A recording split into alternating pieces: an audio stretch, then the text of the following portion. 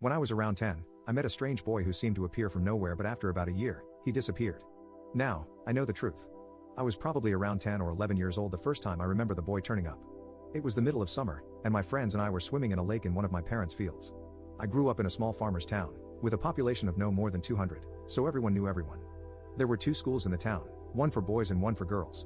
I'm not sure why they split them by gender, and I'm pretty sure both have merged now, but that's how it was when I lived there. I'm going to tell it as I remember it happening, but my friend who was there at the time remembers it slightly differently than I do.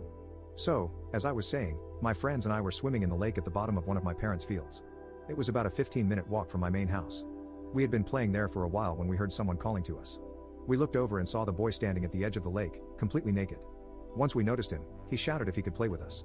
He looked to be around the same age as us, maybe a little older but not by much. He was super pale, like white pale. I remember being amazed and kind of jealous of his super bright green eyes.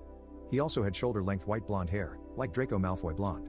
I looked at my friends, and we said yeah, and he came into the lake with us. None of us recognized him, which was weird because we had all lived in this tiny town for our whole lives, and everyone basically knew everyone living there. He introduced himself as Richard but said he preferred if we called him Richie, so we did. I remember asking Richie where he was from, but he would get all awkward and never give a straight answer. Anyway, after a while more of playing in the lake, Richie seemed fun, and I invited him to come back to my house for supper. He straight away said he would love to come, and my friend was like, "Don't you need to ask your mom?" To which Richie said something like, "Oh, she won't mind." Remember how I said Richie was completely naked? Well, that wasn't so strange. In fact, I'm pretty sure we all were. My friends and I were all boys, and we would skinny dip in the lake normally, so it didn't stick out to me when he first arrived like that. But what did stick out to me was when we got out of the lake, dried, and dressed ourselves, Richie had no clothes with him to get dressed into. I remember thinking that was super weird, but he said something like, "Oh, I must have forgotten to bring them," which again, I thought was very odd. Like, how do you forget your clothes? I wasn't sure how my parents would react to me bringing home a naked boy, so I gave him my briefs and my overshirt to put on. But yeah, that stuck out as very odd.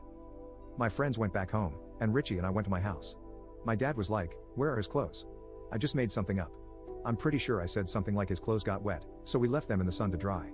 I got him some trousers to put on. We ate supper, during which I remember him having 3 or 4 plates of food.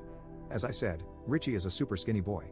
I was pretty small and skinny at the time, but he was definitely skinnier than I was, so I was confused about how he ate so much. Richie was super polite and sweet to everyone while he was at my house. After supper, I took him upstairs to my room, and we played on my Nintendo 64 together. He had never seen one before and was super amazed by it. At the time, I thought he had never seen one because they were so old. This was 2010, but my family was poor, and that's all I had.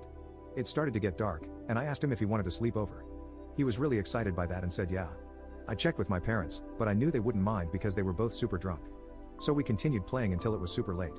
After a while, I said it was time that we went to bed as I was tired, but I don't remember him seeming tired at all. Richie asked if he could shower before as we had been playing in my fields and he was really muddy. As he was showering, I made my bed for us and put a movie on the TV for us to watch as we went to sleep. I got into bed, and Richie came in like 5 minutes later and was completely naked again. I was like, "Did you walk from the bathroom like that?" He was like yeah and didn't seem to care at all, so even though I thought it was strange, I didn't say anything. He got into my bed, and I asked him if he wanted any pajamas, and he said no, it was too hot, which, to be fair, I do remember it being really hot that day. I had a Scooby-Doo movie on, and he was really excited by it, not knowing anything about them, which I guess isn't too weird. But looking back, he didn't seem to know any pop culture stuff at all. I mean, we were pretty behind the times in my small town, but we still knew most pop culture. I had slept in quite a lot the next day, but when I woke up, Richie wasn't in my room. I went and asked my mom if she'd seen him, and she said he left early that morning after his parents rang our house. How they knew he was with us or where to ring, I'm still not sure. Richie had taken some shorts from my room because my mom said he couldn't leave without clothes on.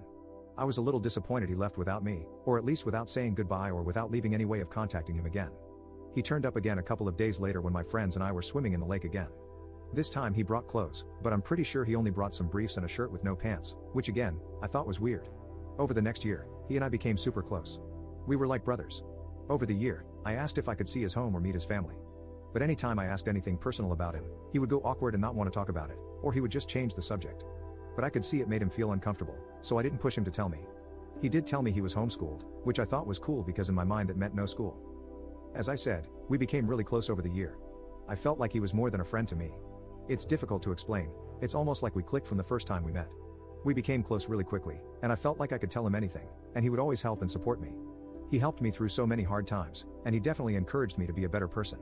It was almost as if he could sense when I was going through anything. For example, when my grandma passed away, I went out into my fields to cry as I didn't want to do it in front of my family. But after sitting down in some random place, Richie turned up and sat next to me. He said some things that I remember helping me a lot. When I asked him how he found me, he said that he was just on a walk. Not too long after this, he just vanished. It had been a little over a year since the first time he appeared at the lake. It was around September the year after, so it had been around a year and 3 months. He never turned up again, never said goodbye, never left a trace. I was massively upset, and I really missed him. I would walk around the fields looking for him, and I would hang out by the lake where we first met, hoping that he would turn up, but he never did again. I still don't know what happened to him. I've tried searching social media for him, but with no luck. And since he would never tell me that much about his life, I don't have that much to go on. I asked my parents what they remember about him. They said they remember him being odd and that they were unsure about him at first, especially how he had a tendency to strip naked whenever he felt like it.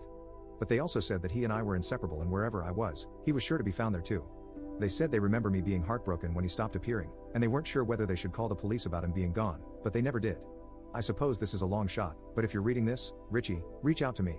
I'd love to speak to you again and get some answers to all the weird things about you. Update 1. With the help of everyone here and so many lovely commenters, I tracked down a distant relative of Richie who put me in contact with Richie's older sister. A sister that I did not know existed. For the sake of clarity, I will name the sister Sarah. Sarah helped put into context Richie's odd behavior, his unwillingness to show me his home, and his disappearance. Sarah and Richie both suffered abuse and neglect at the hands of their father.